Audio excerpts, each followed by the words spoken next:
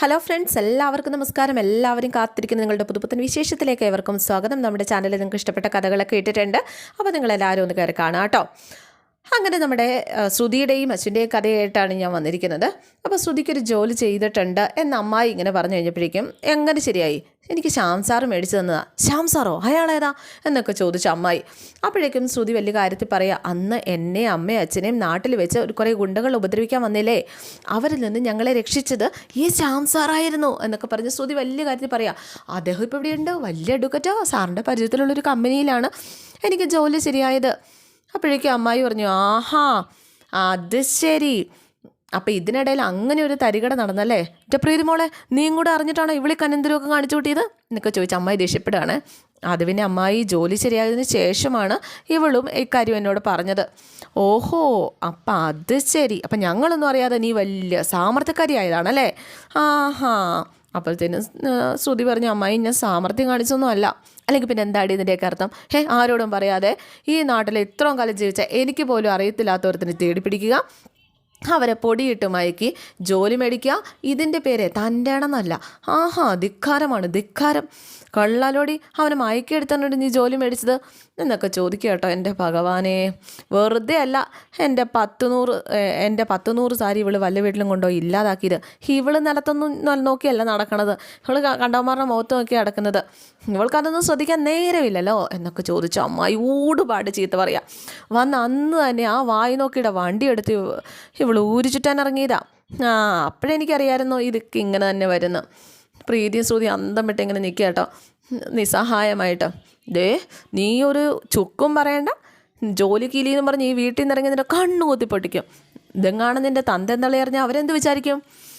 നിങ്ങളുടെ കാര്യത്തിൽ ഒരു ഉത്തരവാദിത്വം ഇല്ലാതെ ഞാൻ നിങ്ങളെ കെട്ടച്ചു വിട്ടുന്നല്ലേ അവർ വിചാരിക്കത്തുള്ളൂ. ജോലിയും വേണ്ട, ഒരു മണ്ണാങ്കട്ടം വേണ്ട, ഇവിടെ വരുമാനം വേണ്ട, നിൻ്റെ ശമ്പളം മേടിച്ച് ജീവിക്കേണ്ട ഗതികേടൊന്നും ഈ രാജമ്മയ്ക്കില്ല കേട്ടോടി എന്നൊക്കെ ചോദിച്ചുകൊണ്ട്. അപ്പോഴേക്കും അമ്മായി എന്ത് പറഞ്ഞാലും ഞാൻ ജോലിക്ക് പോകും എന്ന് ശ്രുതി പറഞ്ഞു. നിർത്തടി ആസത്തെ, എന്നെ ധിക്കരിച്ച് നീ ജോലിക്ക് പോന്ന് എന്നൊക്കെ പറഞ്ഞ് ദേഷ്യപ്പെടുമ്പോഴത്തേനും എൻ്റെ മോഹൻ തന്നെ ക്യാമറ കാണുമ്പോൾ എനിക്ക് ചിരി വരുന്നുണ്ട്. ഈ ഗേറ്റിന് പുറത്തിറങ്ങി പോകരുത് നീ, എന്താടി നീ ഉണ്ടക്കണ്ണിട്ട് പേടിപ്പിക്കണത്, കയറിപ്പോടിയകത്ത് എന്നൊക്കെ പറഞ്ഞിട്ട് നമ്മുടെ അമ്മായി വഴക്ക് പറയുക. അവസാനം പ്രീതി പറഞ്ഞു, ശ്രുതി നീ ഇങ്ങോട്ട് വന്നേ, ഞാൻ പറയട്ടെ, നീ ഇങ്ങോട്ട് വാ എന്ന് പറഞ്ഞിട്ട് ശ്രുതിയെ വിളിച്ചുകൊണ്ട് പ്രീതി അങ്ങോട്ട് പോവുക. ആഹാ, മനുഷ്യനിവിടെ പ്രാന്ത് പിടിച്ചിരിക്കുമ്പോഴും അവളുടെ ജോലി കീലി. അപ്പോഴേക്കും ശ്രുതി പറഞ്ഞു, ഞാൻ എന്തായാലും ജോലിക്ക് പോകും. എത്ര കഷ്ടപ്പെട്ടിട്ടാണെന്നറിയാമോ ഇങ്ങനെ ഒരു ജോലി ശരിയായി കിട്ടിയത്. ഇവിടുന്ന് പോണതിന് മുമ്പ് കുടഞ്ഞമിട്ടായൻ്റെ കാശ് മൊത്തം കൊടുത്തു തീർക്കണം എന്നുള്ളത് എൻ്റെ ഒരു വാശിയാണ്, അഭിമാനത്തിൻ്റെ പ്രശ്നം. അതിന് പറ്റിയിട്ടില്ല, പിന്നെ ജീവിച്ചിരുന്നിട്ട് എന്താണ് കാര്യം? അതുകൊണ്ട് എനിക്ക് ജോലിക്ക് പോയേ പറ്റുള്ളൂ, ഞാൻ ഈ ജോലിക്ക് പോകും എന്നും പറഞ്ഞിട്ട് ശ്രുതിയും പ്രീതിയും കൂടെ അകത്ത് നിന്ന് സംസാരിക്കുക. അപ്പോഴേക്കും അമ്മായി വന്നിട്ട് എന്താണ് ഇവിടെ ബഹളം? അത് അവൾക്ക് ജോലിക്ക് പോയേ പറ്റുള്ളൂന്നാണ് അവൾ പറയണതെന്ന് പ്രീതി. അത് പറ്റില്ല എന്ന് ഞാൻ പറഞ്ഞു, അതുകൊണ്ട് ബഹളം ഉണ്ടാക്കേണ്ട കാര്യമില്ല. അപ്പോൾ ശ്രുതി പറഞ്ഞു, ഞാൻ പോകും അമ്മായി, എനിക്ക് പോയേ പറ്റുള്ളൂ, എനിക്കിവിടെ ഇരുന്ന് വെറുതെ ഇരുന്ന് ഭക്ഷണം കഴിക്കാൻ എനിക്ക് പറ്റത്തില്ല, ഞാൻ ജോലിക്ക് പോകും. ഞാൻ അങ്ങനെയാണ് എന്ന് അമ്മായി കൂടെ പറയാറുണ്ടല്ലോ, അതുകൊണ്ട് എനിക്ക് ജോലിക്ക് പോയേ പറ്റുള്ളൂ. ഓ, നിൻ്റെ ആത്മാഭിമാനം. അമ്മയെ, അവൾക്ക് ജോലിക്ക് പോകണം നിർബന്ധമാണെങ്കിൽ പൊക്കോട്ടെ. ആഹാ, അതിന് ഞാൻ മാത്രം സമ്മതിച്ചാൽ പോരല്ലോ, നിൻ്റെ അച്ഛനും അമ്മയുണ്ടല്ലോ, അവർ സമ്മതിക്കണ്ടേ? അവരെ കൊണ്ട് ഞാൻ സമ്മതിപ്പിച്ചോളാം എന്നും പറഞ്ഞിട്ട് നമ്മുടെ ശ്രുതി. ഇവളിതെന്ത് ഭാവിച്ചാ മോളെ എന്ന് പ്രീതി. നീ നോക്കിക്കോ, ഇപ്പോൾ ഒരു തീരുമാനം എടുത്തതിന് പിന്നിൽ ഇവൾക്ക് എന്തോ ഒരു ദുരുദ്ദേശമുണ്ട്. അത് തന്നെ. അപ്പോഴേക്കും പ്രീതി പറഞ്ഞു, അങ്ങനെയൊന്നും അല്ല അമ്മായി. അങ്ങനെയൊന്നും അല്ലെന്ന് വെറുതെ ഒന്നും അല്ല. ദൈവമേ, വെറുതെ ദുർബുദ്ധിയൊക്കെ ഇവൾക്കല്ലേ തോന്നുന്നുള്ളൂ, ഇതിനൊക്കൊന്നും തോന്നുന്നില്ലല്ലോ.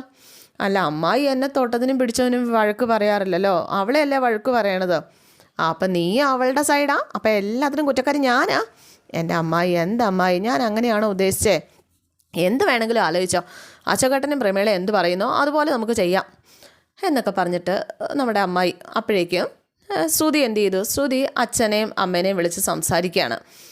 അപ്പോൾ എല്ലാ കാര്യവും പറഞ്ഞു കഴിഞ്ഞപ്പോഴത്തേനും അച്ഛനും കൺവിൻസ് ആയി കേട്ടോ. എന്നാലും മോള് ജോലിക്ക് പോകുന്നത്, അതും അന്യനാട്ടിൽ ചെന്ന് ജോലിക്ക് പോകുന്നതിനോട് ഇവർക്ക് ആദ്യം ഒരു താല്പര്യക്കുറവുണ്ടായിരുന്നു. എന്നാലും ശ്രുതി കൺവിൻസ് ചെയ്യിക്കുക, എത്ര തിടുക്കപ്പെട്ട് മോൾക്കൊരു ജോലിയുടെ ആവശ്യം ഉണ്ടോ മോളെ? അതും ഒരു പരിചയമില്ലാത്ത സ്ഥലത്തല്ലേ അത്. അപ്പോൾ ആവശ്യമുണ്ട് അച്ഛേ, ആവശ്യമുണ്ട്, അതൊക്കെ അച്ഛയോട് ഞാൻ വിശദമായിട്ട് പിന്നെ പറഞ്ഞോളാം. ഇപ്പോൾ അച്ഛൻ എന്നെ ഈ ജോലിക്ക് പോകാൻ അനുവദിക്കുക അച്ഛേ, പ്ലീസ് അച്ഛേ എന്നൊക്കെ പറയുകയാണേ. അച്ഛൻ്റെ പൊന്നു മോളല്ലേ എന്നൊക്കെ പറഞ്ഞ് അച്ഛനെ സോപ്പിട്ടു കേട്ടോ.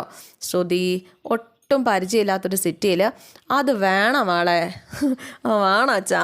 നല്ല രസമുണ്ട് വർത്തമാനം കേൾക്കാനായിട്ട്. അച്ഛൻ പേടിക്കുന്നത് പോലെ ഒരു കുഴപ്പമില്ലാന്ന് ഞാനല്ലേ പറയണ, നമ്മുടെ മനസാക്ഷിക്ക് ശരിയെന്ന് തോന്നുന്നത് ചെയ്യാനായിട്ട് രണ്ടാമത് ഒന്നും ആലോചിക്കണ്ടെന്ന് അച്ഛൻ എപ്പോഴും പറയാറില്ലേ. എൻ്റെ മനസ്സിൽ ഇപ്പോൾ ഇതൊരു ശരിയായ തീരുമാനമായിട്ടാണ് തോന്നുന്നത്. അവസാനം അച്ഛൻ പറഞ്ഞു, മോൾക്ക് ഇഷ്ടമാണെങ്കിൽ അതെന്താണെന്ന് വെച്ച് നടക്കട്ടെ, എന്തായാലും നോക്കിയും കണ്ടും വേണം എന്നൊക്കെ പറഞ്ഞ് അച്ഛൻ അതിനെ സമ്മതിക്കുകയാണ്. അച്ഛൻ സമ്മതിച്ചതും ശ്രുതിക്ക് ഒത്തിരി സന്തോഷമായിട്ടോ. രാധയോട് നീ പറഞ്ഞേരെ, ഞാൻ നാളെ രാവിലെ വിളിക്കാൻ. രാജമാണെന്നാണ് നേരത്തെ പറഞ്ഞല്ലേ, രാധയോട് ഞാൻ പെങ്ങളോട് രാവിലെ വിളിക്കാമെന്ന് പറ. നീ ഇപ്പോൾ എനിക്കിപ്പോൾ ഇച്ചിരി തിരക്കുണ്ട്, ഞാൻ കടയിലേക്ക് ഇറങ്ങാൻ നിൽക്കുകയാണ് എന്നൊക്കെ പറഞ്ഞ് കോൾ കട്ട് ചെയ്തു. ശ്രുതിയാണെങ്കിൽ പറഞ്ഞു, അച്ഛൻ സമ്മതിച്ചു, സത്യമായി അച്ഛൻ അമ്മായിയെ രാവിലെ വിളിച്ചോളാന്നാണ് പറഞ്ഞത്. ഇനി വിളിച്ചാലെന്ത്, വിളിച്ചില്ലേലെന്ത്, ആ പാവത്തിന് മണിയടിച്ച് നീ കാര്യം നേടിയെടുത്തില്ലേ, അതൊരു പാവമായിപ്പോയി. ആയിക്കോ, ജോലിക്ക് പോവേ, ഒളിച്ചോടി പോവേ, എന്താച്ചും ആയിക്കോ. തന്തയ്ക്കും തള്ളയ്ക്കില്ലാത്ത വിഷമവും വെപ്രാളമൊന്നും എനിക്ക് തോന്നേണ്ട കാര്യമൊന്നും ഇല്ലല്ലോ. എന്താണെന്ന് വെച്ചാൽ സ്വന്തം ഇഷ്ടപ്രകാരം അങ്ങോട്ട് ചെയ്തോ, എന്നെ നോക്കണ്ടോ, ഒരു കാര്യമില്ല, കൊണ്ടുപോയി ഇങ്ങോട്ട് എന്നും പറഞ്ഞാൽ ഫോണും മേടിച്ച് അമ്മായി അങ്ങ് പോവാട്ടോ. ശ്രുതിയും പ്രീതിയും കൂടെ കെട്ടിപ്പിടിച്ച് ഭയങ്കര സന്തോഷം പങ്കുവയ്ക്കുകയാണ്. എന്തായാലും നമ്മുടെ ശ്രുതിയുടെ കണ്ണിങ്ങനെ പതുക്കെ നിറയുകയാണ് കേട്ടോ. സന്തോഷം കൊണ്ടാണോ ഓടി, ആനന്ദ കണ്ണീരാണോ എന്നൊക്കെ പ്രീതി ഇങ്ങനെ ചോദിക്കുകയാണ്. ഇതേസമയം അച്ഛനും അമ്മയും സംസാരിക്കുക, ശ്രുതി ജോലിക്ക് വിടാൻ തന്നെയാണോ തീരുമാനം എന്ന് അമ്മ അച്ഛനോട് ഇങ്ങനെ ചോദിക്കുക. അപ്പോൾ പിന്നെ ഞാൻ എന്ത് പറയാനാ പ്രമേളെ, അവൾ അത്രമാത്രം ആഗ്രഹിച്ചിട്ട് ചോദിച്ചതല്ലേ, അവളുടെ സംസാരം കേട്ടറിയാം അവളത് ആഗ്രഹിക്കുന്നുണ്ടെന്ന്. എന്നാലും അതുപോലൊരു സ്ഥലത്ത്, അറിയത്തില്ലാത്തൊരു നാട്ടിൽ, ഒന്നാലോചിച്ചാൽ നമ്മളും അവളോട് ചെയ്തത് അല്പം കടന്നു പോയില്ലേ പ്രമേളെ. പ്രീതിയുടെ നമ്മുടെയൊക്കെ നന്മ മാത്രമല്ലേ അവൾ ആഗ്രഹിച്ചിട്ടുണ്ടായിരുന്നുള്ളൂ. അവൾ ഒരിക്കലും ദോഷം ആഗ്രഹിക്കുമോ? അങ്ങനെ ഒരു അബദ്ധം അവൾക്ക് പറ്റിപ്പോയി. അത് നമുക്ക് ക്ഷമിക്കാവുന്നതേ ഉണ്ടായിരുന്നുള്ളൂ, നമ്മളത് ക്ഷമിച്ചില്ലല്ലോ. ചെയ്യാത്ത കുറ്റത്തിനായ എൻ്റെ കൊച്ചിനെ എല്ലാവരും കൂടെ ശിക്ഷിച്ചത് ഞാൻ സഹിതം. ഇങ്ങനെയെങ്കിലും അതിനൊരു പരിഹാരവും പ്രായശ്ചിത്തമൊക്കെ ആവുകയാണെങ്കിൽ ആവട്ടെ എന്ന്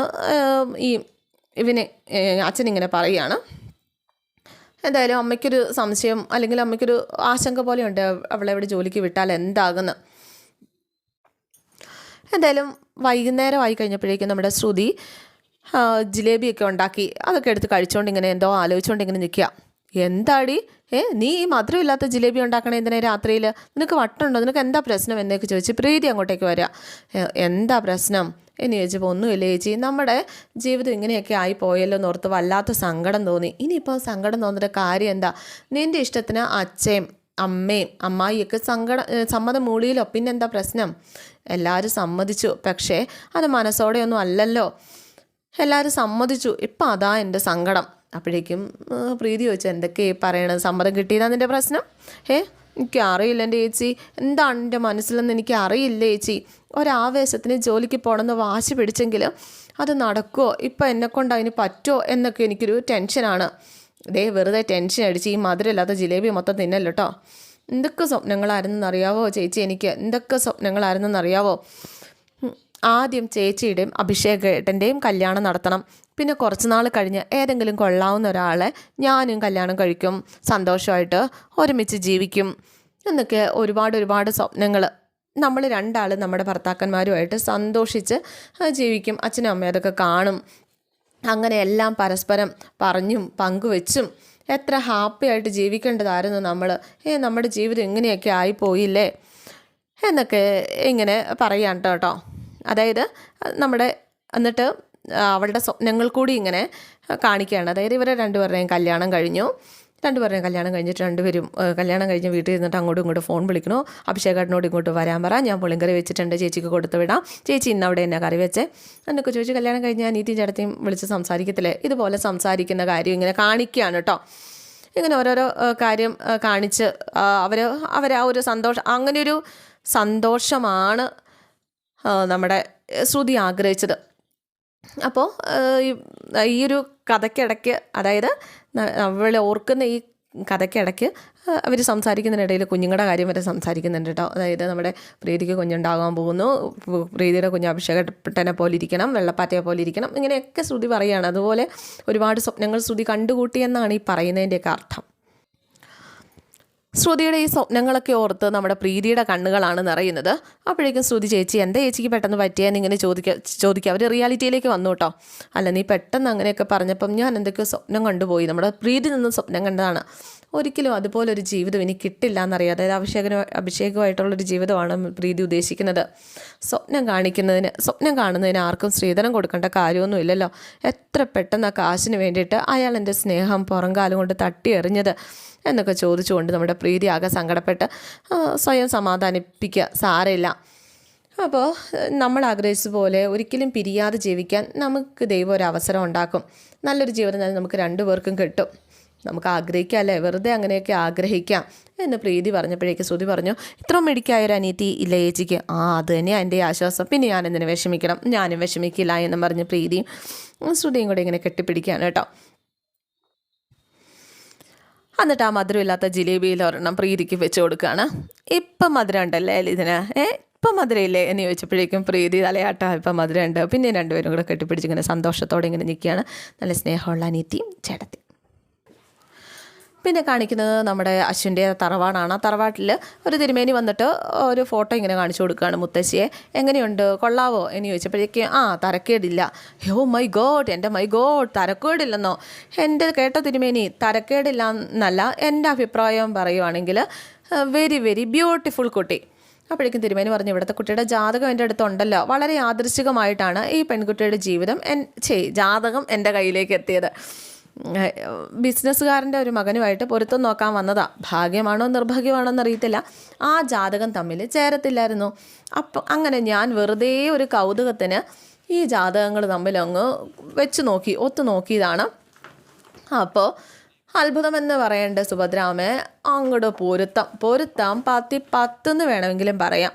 അത്രയ്ക്ക് ചേർച്ചയാണ് രണ്ട് ജാതകങ്ങളും. നമ്മുടെ അശ്വിൻ്റെ ജീവിതത്തിലേക്ക് ഒരു പെണ്ണ് വരാൻ പോവുകയാണ്. ഇതിൻ്റെ ഹിന്ദി പതിപ്പിൽ ലാവണ്യ എന്നായിരുന്നു പേര്. ഇതിനകത്ത് എന്താണെന്നൊന്നും അറിയാൻ പാടില്ല. എന്തായാലും അവൾ ഈ ഇതിനകത്തൊരു ഇനി കഥാപാത്രമാണ് കേട്ടോ. ഇതേസമയം ആൻറ്റി ഇരുന്ന് പറയുകയാണ്, എന്തായാലും കണ്ട അപ്പൂപ്പ ഫാമിലിയിലെ പെണ്ണിനെ ഒന്നും കയറ്റാൻ പറ്റില്ല, ഫാമിലിയും ചേരണം എന്ന് പറഞ്ഞു കഴിഞ്ഞപ്പോഴേക്കും അതെനിക്ക് അറിയാലോ മനോരമയെ. കേട്ടോ സുഭദ്രാമയെ, നല്ല കുടുംബം, രാജ കുടുംബമായിട്ട് ബന്ധമുള്ള കുടുംബക്കാരാണ് പറഞ്ഞു വരുമ്പോഴേക്കും. എന്തായാലും ആ തറവാടിത്തത്തിൻ്റെ കാര്യം പറയണ്ടല്ലോ, പിന്നെ വിദ്യാഭ്യാസത്തിൻ്റെ കാര്യമൊന്നും പറയേ വേണ്ട. അപ്പോൾ എന്നാൽ ഞാനൊന്ന് ആലോചിക്കട്ടെ എന്ന് മുത്തശ്ശി പറഞ്ഞപ്പോഴേക്കും മനോരമ ചോദിച്ചു, തിരുമേനി ഇത്ര ഷൂറായിട്ട് പറഞ്ഞ സ്ഥിതിക്ക് അമേരിക്കക്കാരി പെണ്ണ് അശ്വിന് നന്നായിട്ട് ചേരും, നല്ല മോരും മുതിരയും പോലെ ഇരിക്കും അല്ലേ അഞ്ജലി മോളെ? അപ്പം അഞ്ജലി പുഞ്ചിരിച്ചുകൊണ്ട് ഇങ്ങനെ ഇരിക്കുകയാണ്. മുത്തശ്ശിക്കാണെങ്കിൽ മനോരമയെ പറയുന്നോട്ട് പിടിക്കുന്നുമില്ല. തിരുമേനി ഇപ്പോൾ കല്യാണ സീസണല്ലേ? അങ്ങനെയാ, കല്യാണ സീസണാണ്. എന്നാൽ നമ്മൾ ഞാഞ്ഞ് പിടിച്ച ഈ സീസണിൽ തന്നെ അശ്വിൻ മോൻ്റെ മാരേജ് നടത്താൻ പറ്റുന്നതാണ് എൻ്റെ ഒരു അഭിപ്രായം. അപ്പോഴേക്കും മുത്തശ്ശി പറഞ്ഞു, അതിന് നിൻ്റെ അഭിപ്രായം ആരും ചോദിച്ചില്ലല്ലോടി, സീസൺ നോക്കി നടത്താൻ ഇതെന്താ ചക്കയുടെയും മകടേയും കാര്യമാണോ? തലയിരിക്കുമ്പോൾ വാലാടണ്ട, എൻ്റെ കൊച്ചുമോൻ്റെ കല്യാണം എങ്ങനെ നടത്തണമെന്ന് എനിക്കറിയാം. അപ്പോഴേക്കും മനോരമ പറഞ്ഞു, അങ്ങനെ അങ്ങനെ ഫിക്സ് ചെയ്യാനൊന്നും നിൽക്കേണ്ട, കൊച്ചുമോൻ നേരത്തെ തന്നെ ഫിക്സ് ചെയ്ത് വെച്ചിട്ടുണ്ട് അവൻ്റെ കാര്യം. കണ്ട കച്ചറ പെണ്ണുങ്ങൾ കുടുംബത്ത് കയറി നിരം കണ്ടാന്ന് വിചാരിച്ചിട്ടാണ് തിരുമേനി ഈ കാര്യം പറഞ്ഞപ്പോഴേക്കും ഞാനങ്ങ് ഓക്കെ പറഞ്ഞത്. എന്നാൽ കൊച്ചുമോൻ കൈ പിടിച്ച് കയറി വരുമ്പോഴേ നിങ്ങൾ ആ കാര്യം അറിഞ്ഞാൽ മതി, അല്ലെങ്കിൽ നിങ്ങൾക്ക് അങ്ങനെയുള്ള പെണ്ണുങ്ങളെ ചേരുള്ളൂ എന്നൊക്കെ മനോരമ. ഇവർ അന്തം വിട്ടിങ്ങനെ നിൽക്കുക കേട്ടോ. തിരുമേനി, എൻ്റെ മോൻ്റെ ജാതകം തിരുമേനിയുടെ കയ്യിലല്ലേ, അതുമായിട്ട് ഈ പെങ്കൊച്ചിൻ്റെ ജാതകം ഒന്ന് ഒത്തു നോക്കുക. എൻ്റെ മോനാണെങ്കിലേ ആ ഭാഗ്യം വിധിച്ചേക്കണമെങ്കിലോ ഒന്ന് ഒത്തു നോക്കും. അപ്പോൾ തിരുമേനിക്ക് വലിയ താല്പര്യമില്ല കേട്ടോ. അപ്പോഴേക്കും മുത്തശ്ശി പറഞ്ഞു, തിരുമേനി ഇപ്പോൾ പൊക്കോ, എന്താ വേണ്ടതെന്ന് ഇവിടെ നിന്ന് അറിയിച്ചോളാം. എന്നാൽ ശരി, അങ്ങനെ ആയിക്കോട്ടെ എന്നും പറഞ്ഞ് തിരുമേനി അങ്ങ് പോവുകയും ചെയ്യുകയാണേ.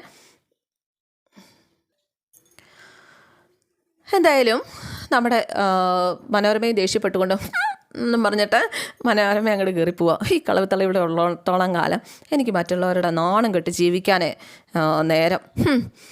You play I also play, എന്നോട് കളിച്ചാൽ ഞാനും കളിക്കും എന്നൊക്കെ പറഞ്ഞിട്ട് പരസ്പരം ഇരുന്ന് പൂർവ്വത്തിട്ട് അങ്ങോട്ട് പോവുക കേട്ടോ. അല്ല, ഇവൾ പറഞ്ഞത് എന്താ? അവൾ പറഞ്ഞിട്ട് പോയാൽ എന്തെങ്കിലും സത്യം ഉണ്ടോ?